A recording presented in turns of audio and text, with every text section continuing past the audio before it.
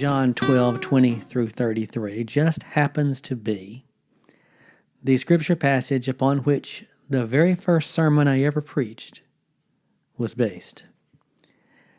It was a youth Sunday in a Baptist church. Once a year, they would let the youth lead worship. Now, we had Sunday morning, Sunday night, and Wednesday night church in those days, and they let the youth do one Sunday night a year. They wouldn't let us do Sunday morning because that was prime time. They let us have Sunday night because we weren't quite ready for prime time. Sunday night worship was kind of like Saturday Night Live, so they let the youth have Sunday night. And I remember being nervous about it. I was only 14 years old, and this was going to be the first sermon that I'd ever preached. And I remember researching the text. We had a few commentaries. They weren't very good commentaries, but they're the ones that I could access in those days. And later in life, my New Testament professor in college always told us, look, get you some good commentaries, and if possible, try to get an extraordinary Terry. But all I had was a commentary. And so I did the best I could. I knew I didn't want to make any blunders like I had seen other people do on a youth Sunday. I remember seeing Davy Johnson was the choir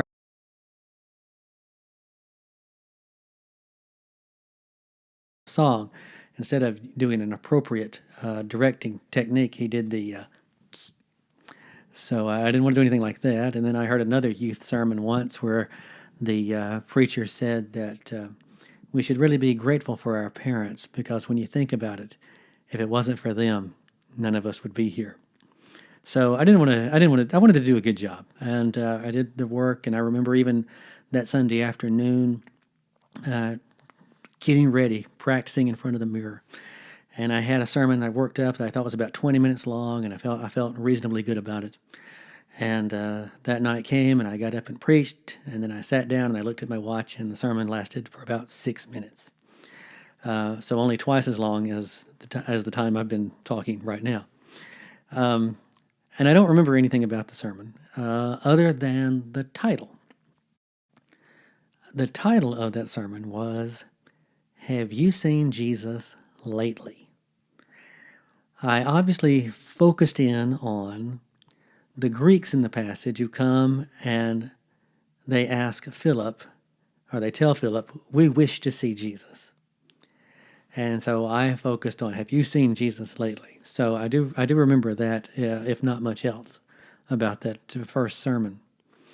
So today, I'm actually going to revisit this passage and revisit this question about seeing Jesus.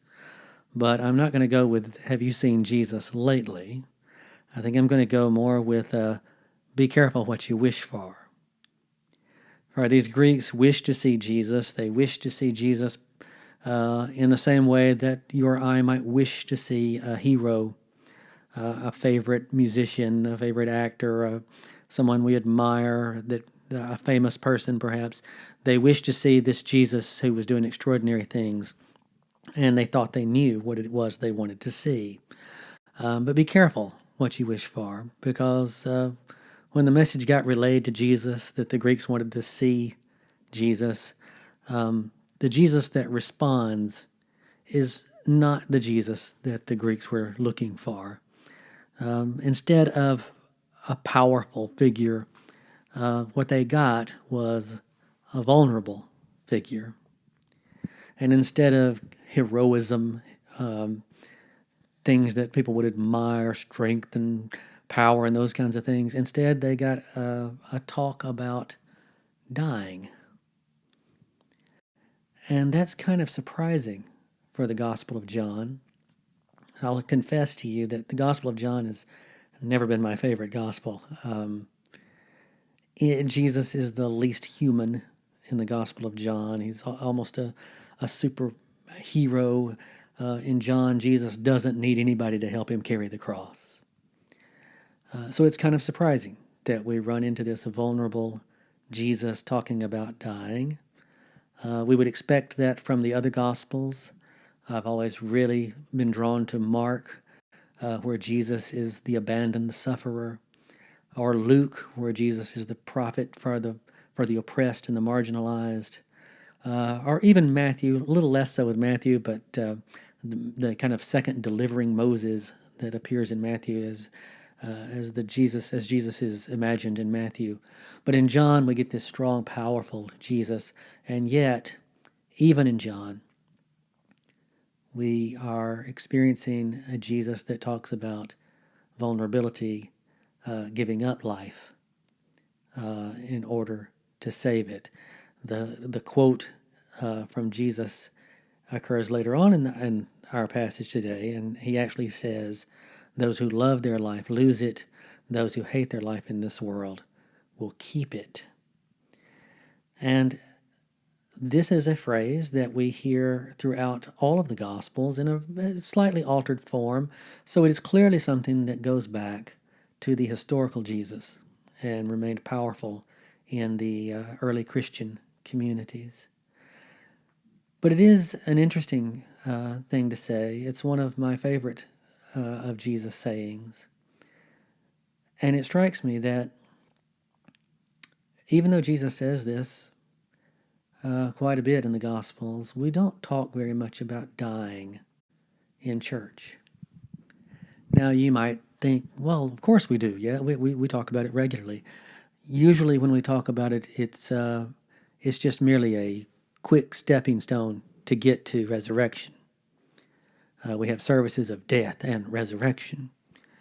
We don't talk much about dying in our churches, nor in regular life, to be honest. I suppose we are uncomfortable with it. You would think church would be a place where people would talk about their fears and their vulnerabilities. I confess that I suffer from melancholy in my best times and depression in my worst times, and some of it has to do with fear of death. Not so much a fear of ceasing to be, but a fear of lost relationships and of grief and of just kind of missing out on what's going on in the world. And of course, church folks will be quick to say, yes, but we believe in resurrection. And yes, that's fine and great. But I find that I can't be real if I don't operate from my most vulnerable self and express just real fears and real concerns. And I don't need the rushed answer that we think that we have to give. So I want to spend some time on that, and especially the way Jesus uses it in this saying: those who love their life lose it. Those who hate their life keep it. Or as he says in other Gospels, those who give up their life keep it. I don't think that when Jesus says this, that Jesus is making a guarantee. I don't think he's saying that if you do this, then you will get that. As if being a faithful follower is a technique or a formula or something that you can kind of manipulate as an instrument to get what you want. I want to gain life, abundant life, so therefore I'll give it up so I can gain it. I don't think that's what Jesus is doing with these kinds of sayings. I'm reminded of Linda's family in Alabama when I first went there, and we were first dating, and it was my first trip there, so the family could meet the boyfriend. And I was intrigued to see that they had a television, and the television that they had a broken volume button. They didn't have cable TV. They only got one channel, so I was also intrigued by the fact that they had a remote control. When you only have one channel, do you need a remote? But anyway, the volume didn't work right. And so I learned that if the TV was a touch too loud and you wanted to turn the volume down, that the only way you could do that would be to turn the volume all the way up. You had to crank it up, and then eventually it would flip, and it would get silent, and then it would rise back up. And you really wanted to make sure you stopped it at the right point, because if it got too loud again, you had to repeat the process. So you'd turn it up, you'd endure a few seconds of horribly loud noise, and then it would go silent and you could adjust it. So that was an example of if you wanted to turn the TV down, you turned it up. turning it up turned it down. And I think that's kind of similar to what Jesus is telling us in this passage. That it is the giving up that is the gaining. That these aren't two separate things. One is not about a loss, it's about giving up those things that are just not very real. And when you give up things that aren't real, what you gain in the exact same moment is the real. And I've always thought that we should be more real in our churches. And so I think of Lent as a time where we can do that. So, giving up those things that help us deny what worries us, the fears, the ugliness of the world. Jesus never calls us away from the ugliness of the world, never calls us away from the vulnerabilities, never calls us away from real human life. And yet we spend a lot of time trying to kind of pretend those things aren't real. And in the process, we can sometimes become people who aren't very real, and we can hide behind doctrines or rituals or practices. And these can all be meaningful and powerful, but sometimes they can also be places where we hide. And I don't want to hide anymore, and I want to be real. And I think that's what Jesus is getting at in passages like this or elsewhere when he says, "Seek and ye shall find." I don't think those are two different things. I think it's one thing. You find in the seeking. You gain life in the losing when you let go of the things that aren't really that important in life. So that Lent, giving up something for Lent, isn't an exercise in discipline. It isn't something you pick back up. What you give up is a gaining of being real. And being real helps us to fully experience what's going on around us, to develop empathy for those who are suffering, to develop solidarity for those who face oppression and injustice. And it's just about being real. And I think that's a pretty important message. And I like the fact that Jesus emphasizes that, and that emphasis is remembered in all of the Gospels, including the Gospel of John, the Gospel that is least comfortable with real Jesus. Even in John, we get this Jesus talking about being lifted up, talking about suffering, surrendering, giving up.